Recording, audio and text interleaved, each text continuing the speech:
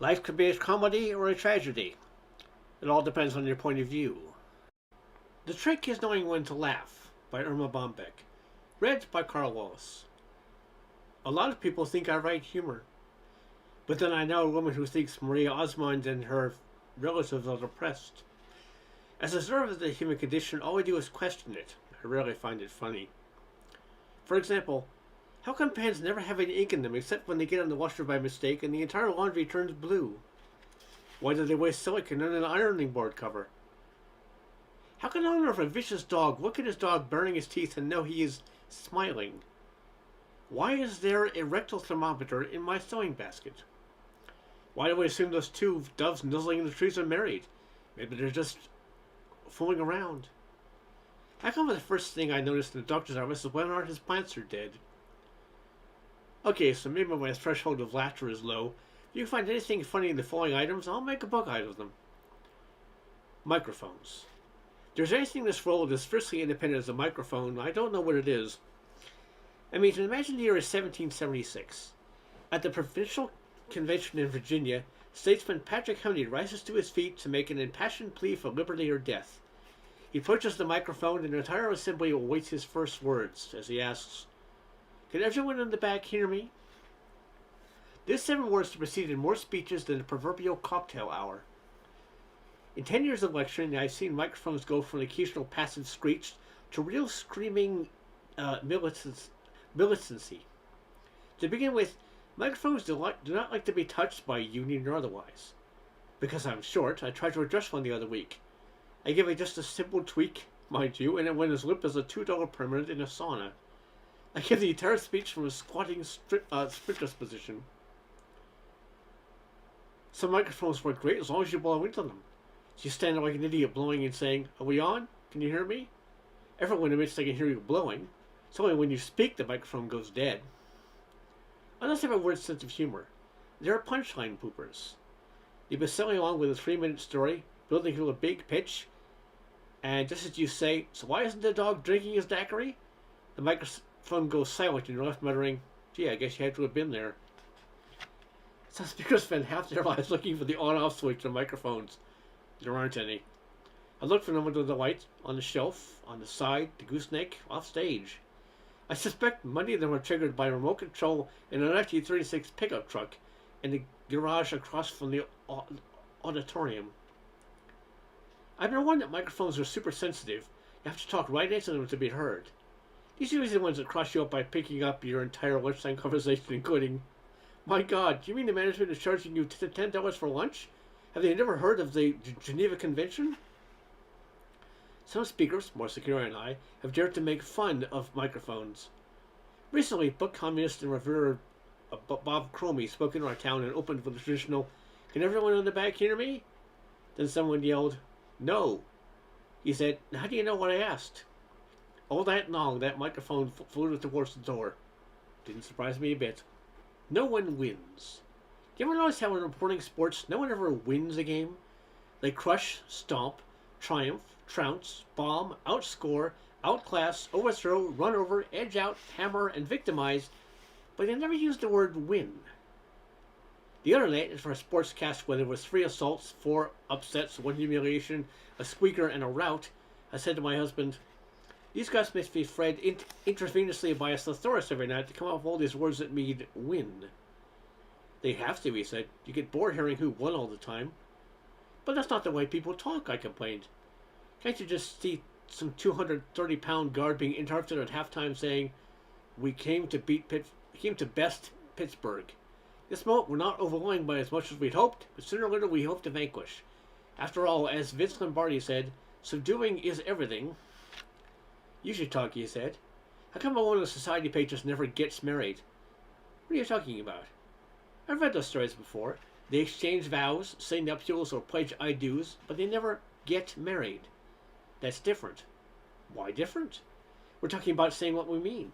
When we got engaged, I suppose you called up your best friend and said, 'Hey, Dottie, guess what? I'm going to plight my troth in August.' I think plighting a troth is rather poetic. Certainly not the Raiders smothering their opponents or the Jets clobbering theirs." "Hey, Grant, it might be fun if society pages showed as much imagination." as they do in the sports pages. Can you just imagine reading where Betty Smidlap cruised by four ugly bridesmaids Saturday to overtower her opponents and cap a victory in the bridegroom open in the upset of the year? It's a stupid argument, I said. I don't want to continue it. Just say I won and we'll forget it. He sat there thinking. See, I continued. You haven't heard the word win in a song. You can't remember how it goes. Let's see, he said. Let's just say in the sports vernacular, you persuaded your opponent it was in his best interest to lose. The unmailed letter. I found a letter to my sister the other day I had forgotten to mail. It just needed a little updating to send. After the baby, I crossed out toilet trained and wrote in graduate from high school this month. And in PS where I'd written, I found my first gray hair today. I ran a line through gray and substituted black. The rest of the letter was still current. I'm on a diet as my skin does not fit me anymore. The children are rotten. I'm slipping away from reality. I'm going to paint the bathroom and write to the rest of the family next week. The trouble with me is I don't like to write letters until I have something exciting to report. I'm intimidated by letter writers whose correspondence electrifies you. I have one group of friends who only write to me once a year, from a cruise ship. You know what's going to make me spit up with jealousy? They write cute little messages that begin, love, thinking of you as the island hop, and then with, must dash, a Robert Redford lookalike has been chasing me all over the ship. Other pen pals I can live without are the people whose children are overachievers. The others are filled with news of Bobby who just won a being scholarship to Harvard. He's so exceptional, all he has to do is sit there and breathe for 4 years. Then there's also 9-year-old Rachel, who is competing in the baton Olympics, makes all her own clothes, just sold a first story to Reader's Digest, going to spend her entire summer reading the Bible. And don't forget little Kenneth, who gets up during the night to change his own Pampers. The letter writers who really bug me there are the ones with the stationery whose paper matches the envelopes. Sure, it's easy to write a letter when you have all the equipment, but for me it's a real hassle finding clean paper, a pencil, and a stamp. I found a letter from my sister in the mailbox today. She crossed out, I'm glad the war is over, and substituted Christmas. She said she loved her new Edsel, which she ran a line to and added Datsun, and added she was going to clean her oven as we were approaching a month with an R in it. My sister and I related through recessive writer's cramps. Killing your mother. My son never fails to amaze me. At age 21, he has come up with a new way to break his neck. It's called a skateboard.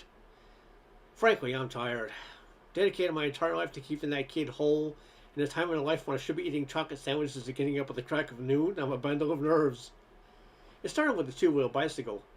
As I ran along beside him, clutching a sweater with one hand and the bicycle seat with the other, I yelled, "You could kill yourself on this thing." Sure enough, my house got caught in the spokes and I almost made a wheel out of myself. The bogus mistake was worse. As I sprung up at the house, he said inches from the ceiling. I tried to shield him from falling into a lamp and he lost his balance, pinning me between the floor and his body, causing me severe pain. When he wanted a horse, I tried to warn him I just wasn't up to it. But did he listen? He did not. As I led the beast around by the reins, I was repaid for my vigilance by being stomped on by a 1,500-pound horse. We're not going out for football, I told him the summer of his 15th birthday. What do you mean all this got to do with me? I'm your mother. If you want to kill your mother, I can't stop you. But every Mother's Day, mark my words, you're going to feel just terrible. I carry with me today a trick knee suffered when I ran on the playing field with an extra mouthpiece to protect $1,500 worth of braces. It never ended.